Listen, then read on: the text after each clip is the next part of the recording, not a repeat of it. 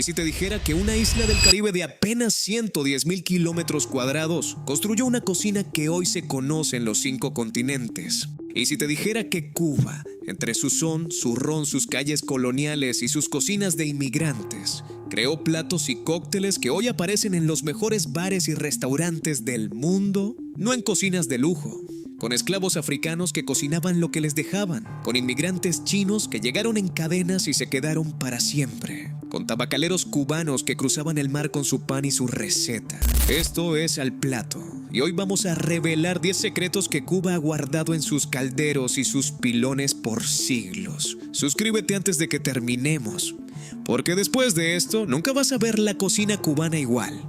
Número 1. Los tostones. Esos discos dorados y crujientes, el ajo que los cubre, el crujido que se escucha antes de morderlos. Los tostones son un pilar en todo el Caribe, pero Cuba les da un toque con su mojo de naranja agria que nadie más replica. El plátano no es originario de América. Llegó a Cuba con los españoles, traído desde las Islas Canarias en el siglo XVI. Pero la técnica de freírlo 2 veces, primero para ablandarlo, aplastarlo y volver a freírlo para que quede crujiente. Esa es una creación de los esclavos africanos que trabajaban en las plantaciones cubanas. La doble fritura no es un accidente, es ingeniería culinaria. El primer frito ablanda las fibras del plátano. El aplastado aumenta la superficie de contacto. El segundo frito crea esa costra dorada que define al plátano frito en todo el Caribe. Lo que pocos saben es que dentro de la misma Cuba el plátano verde frito tiene nombres distintos según la región. En el oriente de la isla los llaman chatinos o tachinos, una distinción tan cubana que hasta los propios cubanos debaten cuál es el nombre correcto dependiendo de dónde nacieron. Una técnica africana, un plátano español y el mojo criollo de la isla. Eso es Cuba en un bocado. Número 2. Los moros y cristianos. Ese arroz negro que se vuelve grano suelto. El frijol negro que le da su color y su sabor profundo. Los moros y cristianos son el acompañante obligatorio de casi cualquier plato cubano. Y su nombre es una de las historias más fascinantes de la gastronomía del Caribe. El nombre viene directo de la historia de España.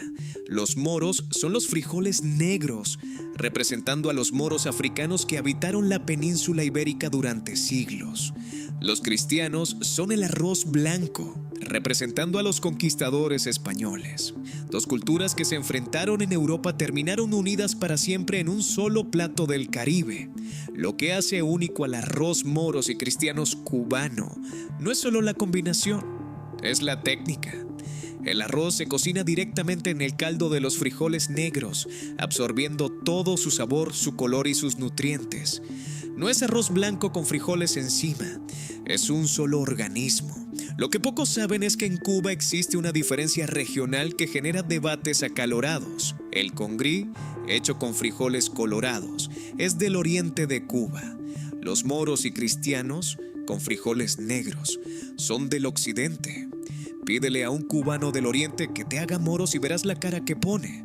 2 culturas que se pelearon en Europa terminaron unidas en un solo caldero cubano. Eso también es historia. Número 3. El picadillo a la habanera. Esa carne molida que se deshace en el sofrito. Las aceitunas verdes y las pasas que crean ese contraste dulce y salado que no existe en ningún otro picadillo del mundo.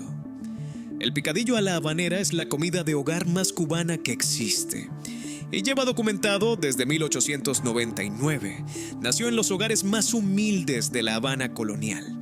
El picar la carne era la solución para las familias que no podían comprar cortes nobles de res. Pero lo que Cuba le agregó a esa carne picada fue completamente suyo. Las aceitunas españolas, las pasas dulces, las alcaparras, el vino seco, el sofrito criollo. La primera mención documentada aparece en el libro de cocina Carmencita o la Buena Cocinera, publicado en 1899. Más de 120 años de historia escrita. Lo que pocos saben es que el picadillo que sobra en Cuba no se bota. Se reutiliza para rellenar papas, pimientos o empanadas. Es el plato más generoso de la cocina cubana. Nunca termina con una sola preparación. Lo que nació de no poder comprar el mejor corte terminó siendo el plato que más recuerdan los cubanos cuando están lejos de su isla. Número 4. La vaca frita, esa carne crujiente por fuera y suave por dentro. El ajo, el limón, la cebolla encima. La vaca frita es la hermana rebelde de la ropa vieja y es completamente cubana.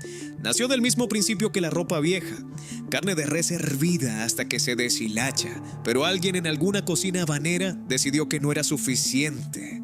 Tomó esa carne ya cocida y la friéndose directamente en el sartén con ajo y limón hasta que los bordes quedaran crujientes y dorados. El resultado es una textura que la ropa vieja nunca puede tener. Por fuera crocante como un chicharrón, por dentro suave como un guiso. La misma carne. Dos platos completamente distintos. Lo que pocos saben es que la vaca frita se convirtió en uno de los platos más pedidos en los restaurantes cubanos de Miami. Los cubanos en el exilio la adoptaron como símbolo de identidad, quizás porque representa exactamente lo que ellos hacían, tomar algo que ya existía y convertirlo en algo completamente nuevo en tierra ajena. La misma carne, otra técnica, otro plato. Cuba siempre encuentra la manera de reinventarse. Número 5. La yuca con mojo criollo, esa yuca blanca y suave. El mojo de naranja agria, ajo y aceite de oliva que cae caliente encima y chisporrotea. La yuca con mojo criollo es la combinación más antigua de la cocina cubana y une a los primeros habitantes de la isla con los que llegaron después. La yuca es taína pura. Los pueblos originarios de Cuba la cultivaban desde mucho antes de que llegara ningún europeo. La llamaban yuca y era su alimento principal.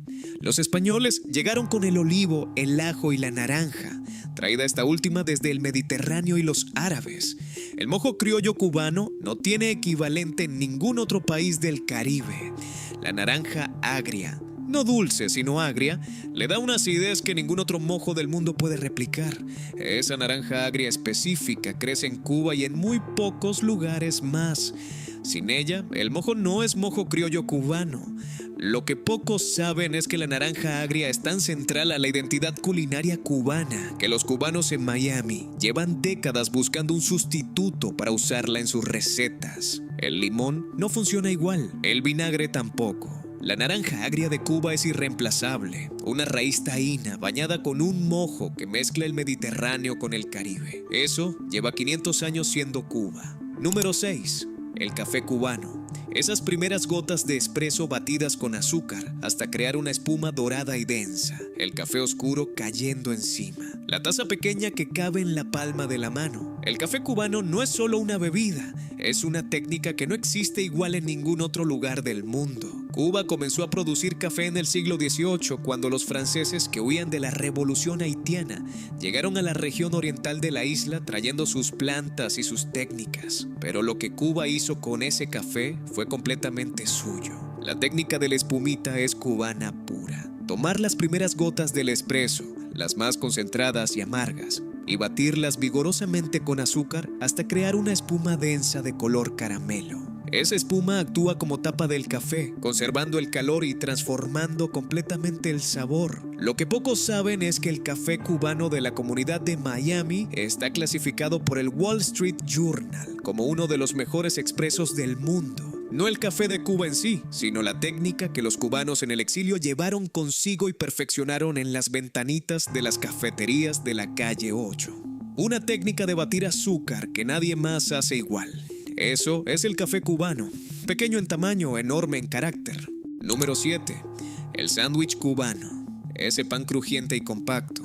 El cerdo asado con mojo, el jamón, el queso suizo que se derrite, los pepinillos, la mostaza.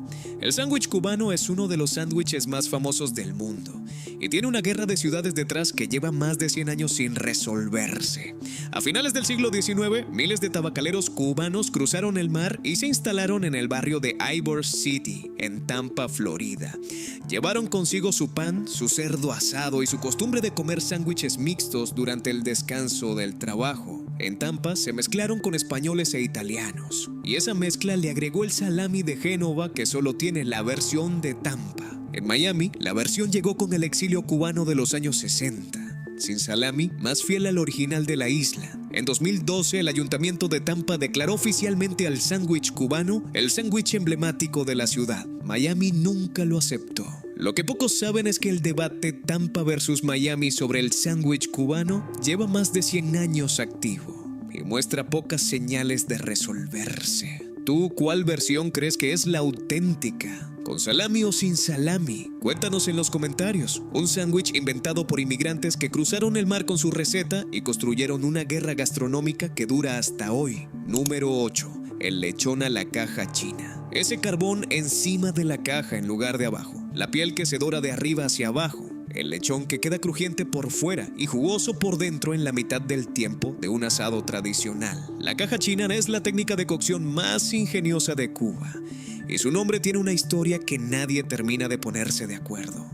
La historia más popular dice que los inmigrantes chinos que llegaron a Cuba en el siglo XIX, más de 150,000, entre 1847 y 1874, traían técnicas de cocción subterránea que inspiraron a los cubanos a desarrollar la caja. Pero el antropólogo gastronómico Sidney Mintz de la Universidad Johns Hopkins investigó el tema y llegó a otra conclusión. Que la palabra China, en este caso, no significa el país, sino que viene del uso hispano de chino para describir algo misterioso, raro o difícil de explicar. Como cuando se dice, esto me suena chino. El debate sobre el origen del nombre sigue abierto.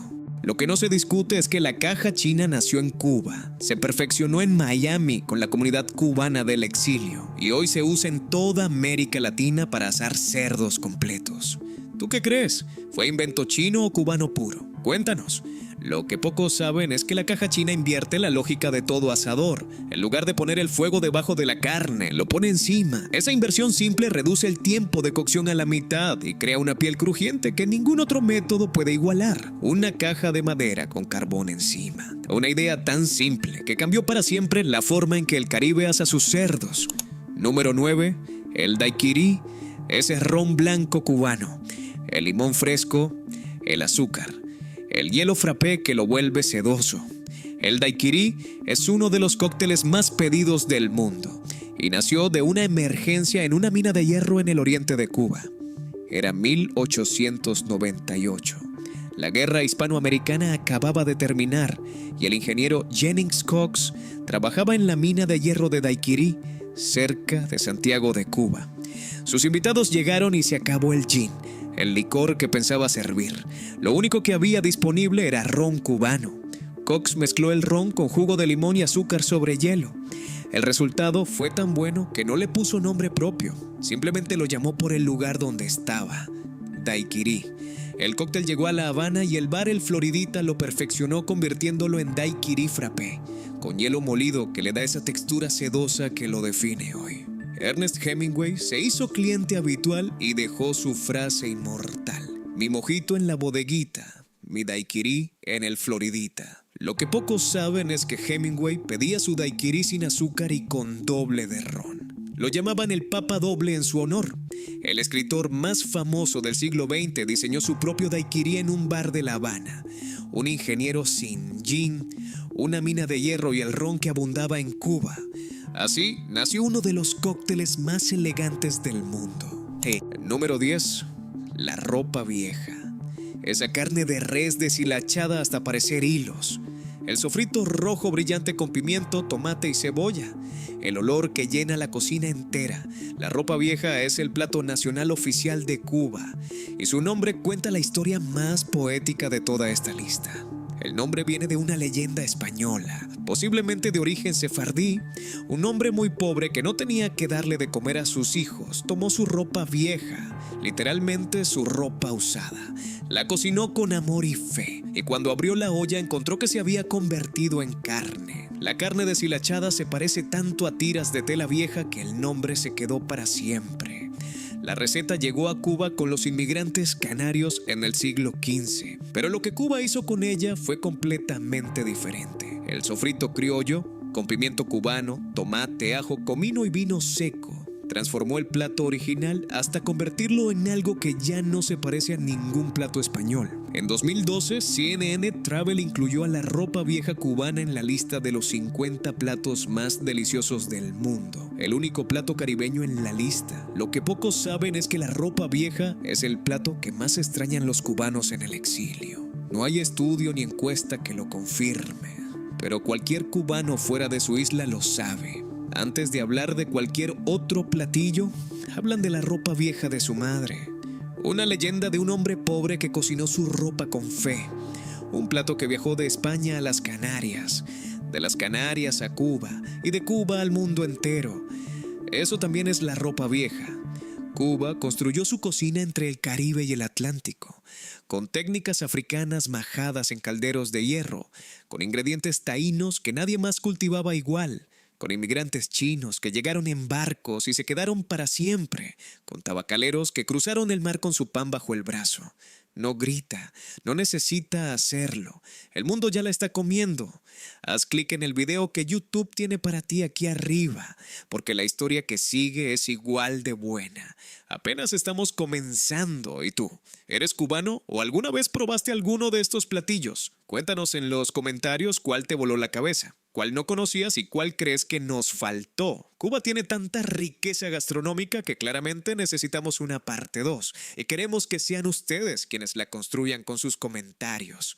Un abrazo enorme.